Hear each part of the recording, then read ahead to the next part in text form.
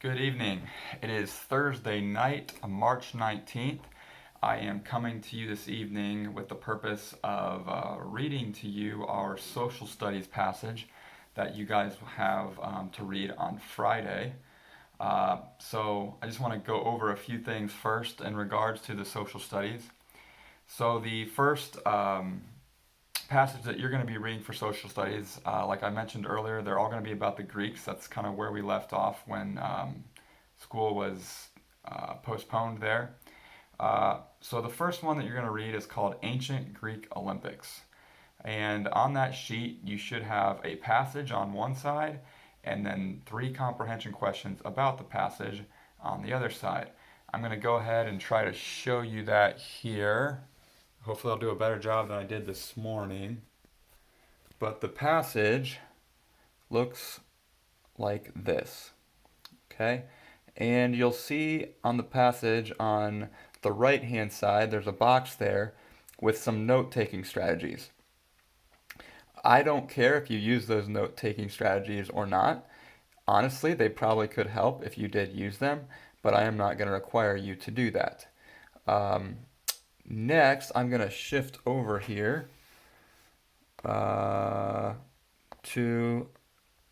the comprehension questions. Okay, so I think a good idea for you guys before you actually start reading the passage would be to look at these questions and see what they say.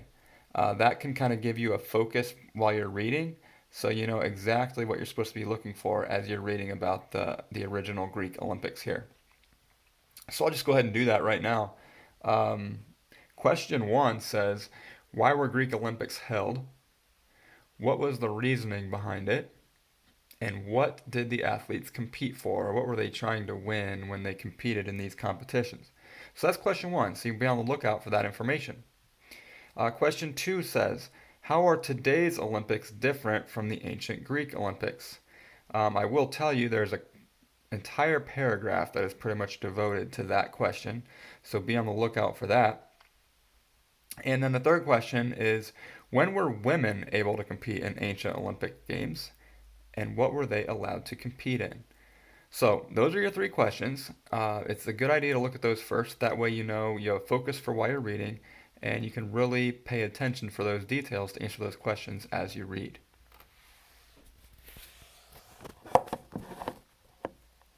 All right. So what I'll do next is go ahead and read the passage.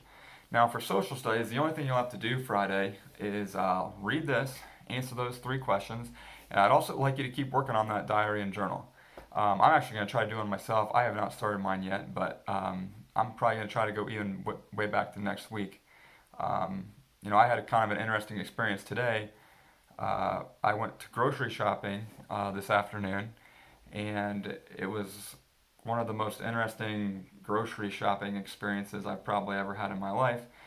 Being told that you could only buy so many things of certain things, and seeing, things that I was hoping to go buy completely gone from the store. So, kind of one of the weirdest shopping experiences I've ever had. So that's something that I could write about in my journal. That's kind of away from the norm because of everything that is going on. But anyways, back to the passage. It's called Ancient Greek Olympics, and I'm going to go ahead and read it here. It starts like this. Once every 4 years, the ancient Greeks had held athletic competitions called Olympiads.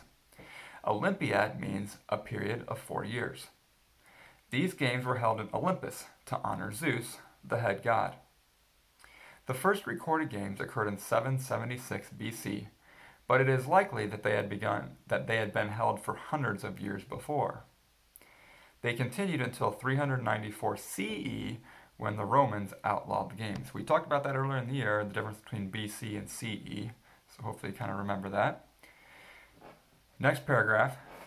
City-states, we talked about those, trained their athletes to compete in the Olympic Games because it was an honor to win, and they believed it would garner the favor of the gods.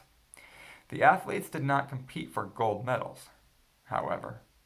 The winners received a crown of olive leaves that signified victory, large amounts of money, and free meals for life. That seems like a pretty good deal to me. At the Olympic Games was the only place the leaders of the city-states could meet in safety, as they honored a truce during the Games. So it really sounds like most of the leaders of all these city-states really didn't get along all that much, but when they had this event, these Olympiads, they kind of all got together out of respect for the Games, and it was a safe time for all of them. Third paragraph. At first, only men were allowed to compete in the Olympics. Women were not even allowed to watch. Eventually, the Greeks decided to honor Hera, the wife of Zeus, and then they allowed women to participate in running races. The men, however, had a lot of events to choose from and could enter as many as they wanted to. There were 4 types of running events at different distances. Next, there were combative events. These included boxing and wrestling. Equestrian events followed as the contestants showed their prowess on horseback and in chariots in an arena called the Hippodrome. But the most prestigious event was the pentathlon, a competition in which the athletes had to perform 5 different events. These included throwing a javelin, performing a long jump, wrestling, running, and throwing the discus. Last paragraph.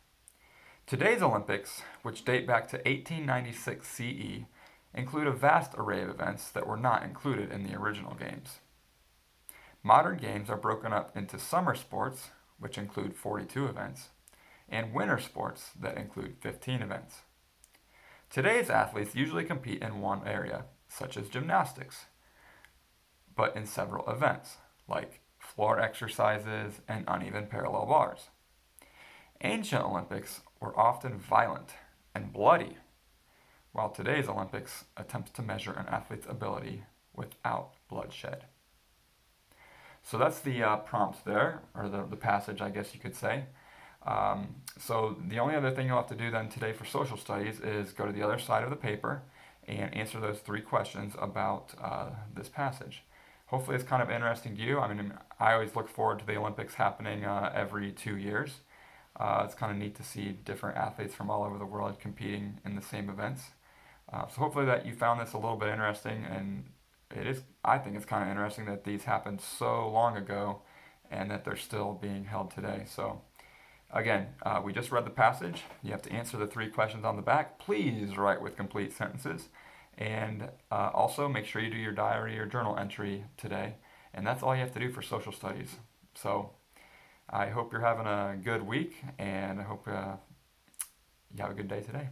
We'll talk to you later.